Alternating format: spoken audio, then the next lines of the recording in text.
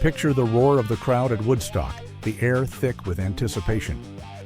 A left-handed genius steps forward, his white Stratocaster slung backwards. He starts coaxing sounds from his amp that simply didn't exist before him. This was Jimi Hendrix. In less than 4 years, he didn't just play rock, he rewrote its entire DNA. Even today, his playing feels like a transmission from another planet. How did he do it? What drove him to push the guitar so far, so fast? Tonight, we're asking, how did Jimi transform the electric guitar from a rhythm instrument into the primary voice of an era? What made his approach so revolutionary, and why does his ghost still haunt every stage and guitar shop in the world?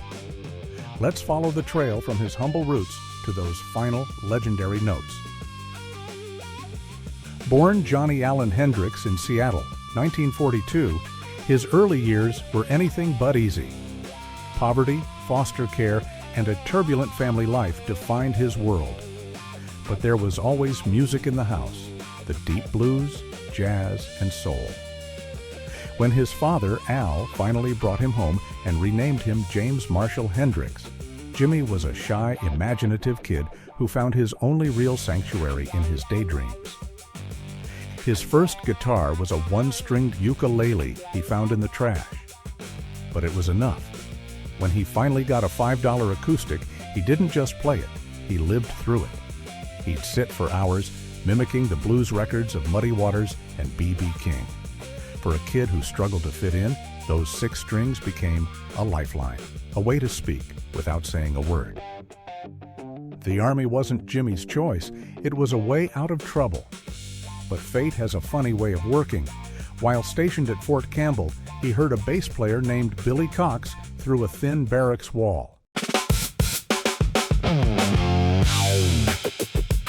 That was it.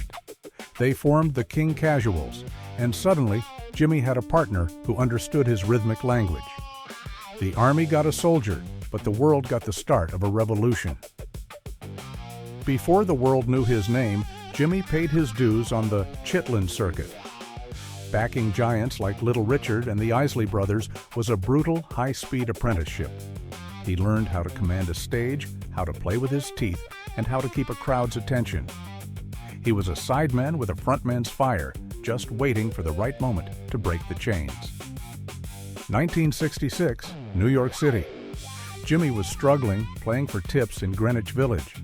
Then Chaz Chandler of the Animals saw him.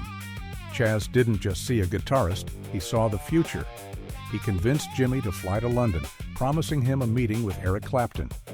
Jimi agreed on one condition: he had to meet his hero. That flight changed everything. London was the epicenter, and Jimi was the shockwave. Within weeks, every guitar god in the city, Clapton, McCartney, Townshend, was stunned. Imagine being the king and seeing a guy do things you didn't think were physically possible. The Jimi Hendrix experience was formed with Noel Redding and Mitch Mitchell. And overnight, the old rules of rock and roll were dead. Let's talk shop. Jimi's playing wasn't just about speed, it was about fluidity. He used those massive hands to wrap around the neck, using his thumb for bass notes while his fingers danced through those soulful double stops. He pioneered a style where rhythm and lead weren't separate anymore. They were one living, breathing thing. It was a masterclass in controlled chaos. And then there's the phrasing. Jimi played like he was singing. Every bend, every slide had a vocal quality. He used silence and space as effectively as he used noise. His ability to tell a story through a solo is what separates him from the shredders. He wasn't just playing notes, he was projecting pure, unfiltered emotion through the speakers. The gear is iconic, but the Strat was his main weapon. He took a right-handed Fender Stratocaster, flipped it, and restrung it. This wasn't just about being left-handed, it changed the string tension and the pickup response. It gave him that unique, glassy tone. Whether it was his white Woodstock Strat or the hand-painted Monterey one, the guitar was an extension of his body. To get that sound, he needed volume. Jimi and the Marshall stack were a match made in heaven. He pushed those amps until they screamed, turning feedback from a mistake into a musical instrument.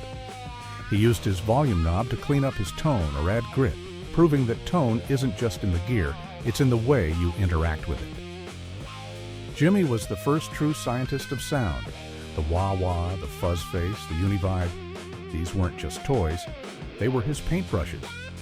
He didn't just use effects, he mastered them.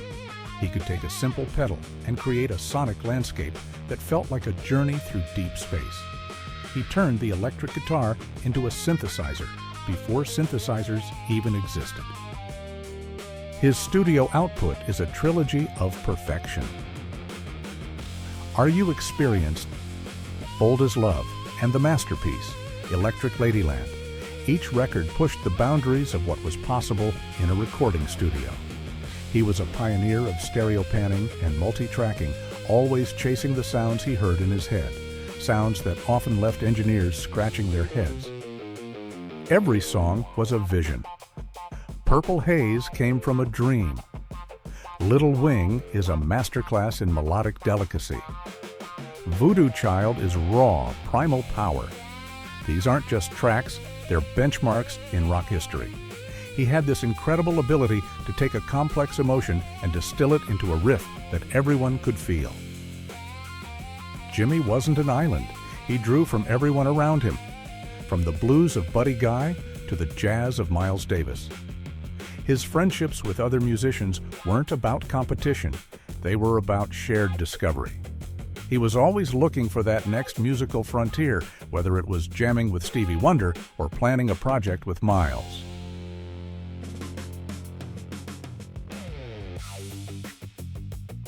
(1967 to 1969) was a whirlwind.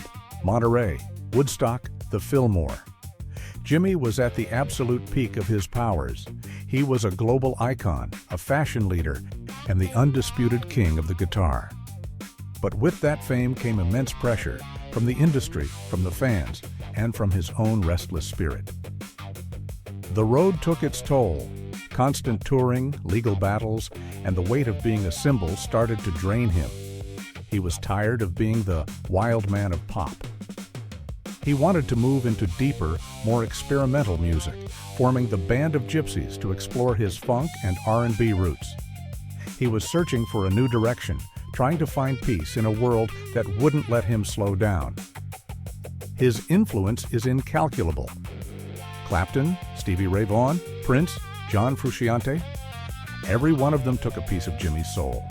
He changed how we use effects, how we use amps, and even how we think about the guitar itself. Every time a kid plugs in and dreams of something new, Jimi's fingerprints are right there on the strings. Jimi was more than a musician. He was a cultural lightning rod. A black artist who conquered a white rock world, he broke every barrier in his path. From Seattle to London, he redefined what was possible. His music wasn't just entertainment, it was a revolution in sound that proved the electric guitar could be a tool for universal change. Jimi Hendrix burned bright and brief, leaving us at just 27. But his music, it's ageless. It's still bursting with that unmistakable spirit. As he once said, when the power of love overcomes the love of power, the world will know peace. Keep that fire alive. Keep playing and keep reaching for the cosmos. Turn it up. Keep it loud. Don't forget to like and subscribe, and let's meet again in the next story of rock.